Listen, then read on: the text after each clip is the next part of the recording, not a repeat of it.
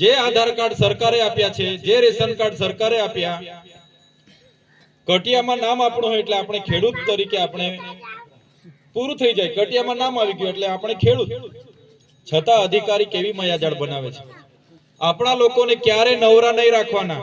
આપણા લોકો નવરા પડી જાય એટલે રોજગારી માંગે, ભાઈ અમને રોજગારી આપો, નોકરી આપો, અમારે ત્યાં શિક્ષક નથી, શિક્ષક મૂકી આપો, અમારે ત્યાં રસ્તો નથી, આરો રસ્તો બનાવી આપો, કપાસનો ભાવ હારો આપો, તુવેરનો ભાવ હારો આપો. આપણે નવરા હોય તો સરકાર અમે બોલીએ ને. એટલે સરકારે જોયું કે આ પબ્લિકને નવરા નથી રાખવાના, એટલે સરકારે શું કર્યું? આધાર કાર્ડ પણ એને જ આપ્યા, રેશન કાર્ડ પણ એને જ આપ્યા, આ કટિયામાં પણ આપણા નામ છે એટલે આપણે ખેડૂત. પછી પણ આ લોકોએ આપણા લોકોને ફેરવવા માટે હવે આધાર કાર્ડને અપડેટ કરાવવાના. કાઢ્યું તો કે નથી કાઢ્યું? હવે તમે જ આધાર કાર્ડ આપો છો તો પછી તમે જ જાહેરાત કરો કે આધાર કાર્ડ અપડેટ કરાવો, નહીં તો તમારા છોકરાઓની શિષ્યવૃત્તિ બંધ, તમને લાભો મળે છે બધા બંધ. અલા ભાઈ, આધાર કાર્ડ તમે આપ્યા ને એ જ આધાર કાર્ડ માટે અમારે પાછું લાઈન ઉપર 2-3 મહિના આટા મારવાના. પાછું એ પૈતું નથી ત્યાં સુધી રેશન કાર્ડ નું કાઢ્યું કે ભાઈ રેશન કાર્ડ ની કેવાયસી કરો, નહીં તો હવે અનાજ નહીં મળશે. કીધું તું કે નહીં કીધું? હવે 2-3 મહિનાથી આપણા લોકો હવે રેશન કાર્ડ પાછળ પડ્યા. મામલતદારમાં આખો દિવસ ઉભા રહે, લાઈન પર વારો ના આવે, બીજા દિવસે જાય, ત્રીજા દિવસે જાય. એક પરિવારના લોકો અઠવાડિયું ચાલે છે ત્યારે કેવાયસી થાય છે. હવે તમારે અનાજ જ આપવાનું છે, તમે જ રેશન કાર્ડ આપ્યો છો, એને પાછે અમારે શું કેવાયસી કરવાના? એ પૈતું નહીં ત્યાં સુધી હમણાં કાઢ્યું કે ભાઈ હવે તમે ખેડૂત છો એ સાબિત કરવા માટે તમે ખેડૂત રજીસ્ટ્રેશન કરાવો. હવે અમારી પાસે કટિયા નીકળે છે એટલે અમે ખેડૂત. હવે અમારે રજીસ્ટ્રેશન કરાવીને તમે શું સાબિત કરવા માંગો છો? તમે રજીસ્ટ્રેશન નહીં હશે એને કોઈ લાભ નહીં મળે ભાઈ. હવે કટિયામાં એટલે અમે પૂરા ખેડૂત, એને રજીસ્ટ્રેશન કરાવીને અમારે પાછું તમારી સાથે સાબિતી કરવાનું.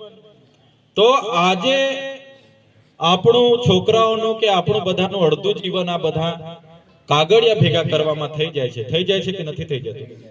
થાય છે કે નથી થતું? જન્મ લીધો એટલે દેશના નાગરિક તરીકે સાબિતી કરવા માટે તમે કોલવાણ સાગબારાના નર્મદા જિલ્લાના ભારત દેશના નાગરિક તરીકે તમારે સાબિત કરવા માટે કેટલા પુરાવા આપવા પડે છે? થોડા પુરાવાનું હમણાં કેમ તમને જન્મનો દાખલો લાવો કે છે કે નથી કહેતા?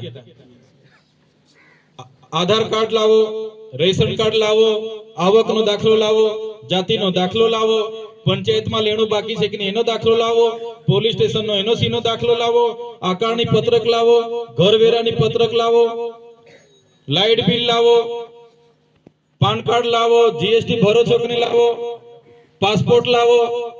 કેટલા જાતના દાખલા આપણે આપવાના, કેટલા જાતના કાર્ડ આપવાના? આખા કાર્ડ ભેગા કરી તો આપણી આખી જિંદગી કાર્ડમાં જતી રહી છે. સાચી વાત છે કે ખોટી વાત છે? હમણાં તો કેટલાક લોકો કે ભાઈ અમારી પાર્ટીનું તમારા પર કાર્ડ હોય તો લાવો, બાકી લાભ નહીં મળે. કે છે કે નથી કહેતા?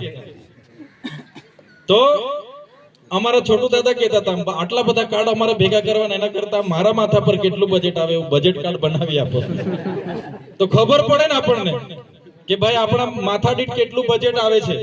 આપણે આટલા બધા ટેક્સ ભરીએ છીએ, ટેક્સનો કોઈ હિસાબ આપતું નથી, તો આટલા બધા કાર્ડ બનાવો છો તો બજેટ કાર્ડ પણ આપો કે મારા માથા દીઠ પર કેટલી ગ્રાન્ટ આવે છે. એ કરવું નથી. પણ લોકો નવરા નહીં પડે એટલે લોકોને 70 જાતના. હમણાં તો તમને કેમ માનો કે આ ખેડૂતે હમણાં કઈ લાભ લેવાનો છે, ખેડૂત કોઈ ઓફિસે જાય ને એટલે પેલા તલાટી કે મામલતદાર કે ભાઈ હયાતીનો દાખલો લઈ આવ કે તું હયાત છે. માગે છે કે નથી માંગતા? અરે ભાઈ પોતે આવ્યો છે લાભ લેવા માટે તો બી કહે છે કે ભાઈ તું તલાટી પરથી હયાતીનો દાખલો લખી આવ કે તું હયાત છે. તો હયાત છે તો લાભ લેવા આવ્યો છે. સાચી વાત છે કે ખોટી વાત છે? આટલી બધી બેદરકારી, આટલા બધા કઈ હદ થઈ ગઈ યાર. પોતે માણસ જાય છે તો બી એને કહે છે કે ભાઈ તારો હયાતીનો દાખલો કાઢી લાવ તો જ લાભ મળશે. તો જાતે હયાત છે તો આવ્યો છે.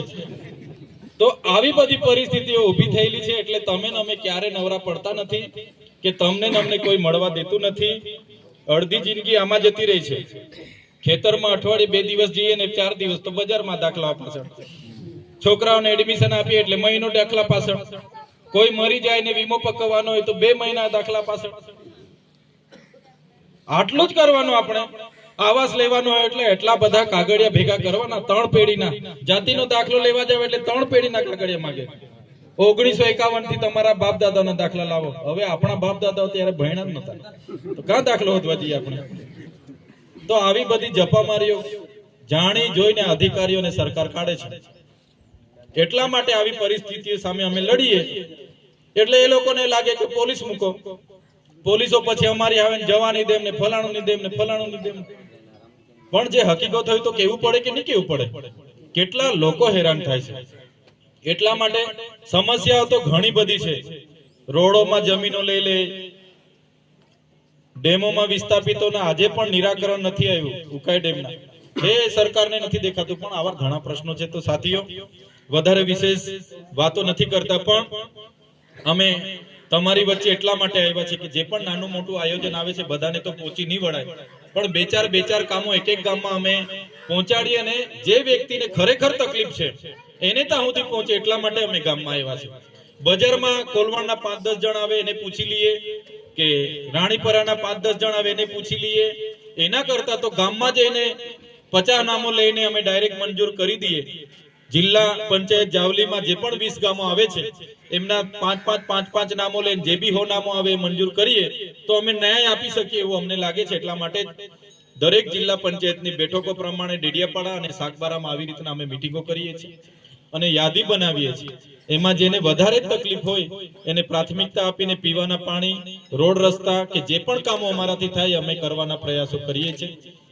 સાથે સાથે ધારાસભ્ય તમારા બધાના આશીર્વાદથી અમે બન્યા છે. જ્યાં પણ અમારી જરૂરત લાગે ત્યાં અમને યાદ કરજો, અમને કહેજો.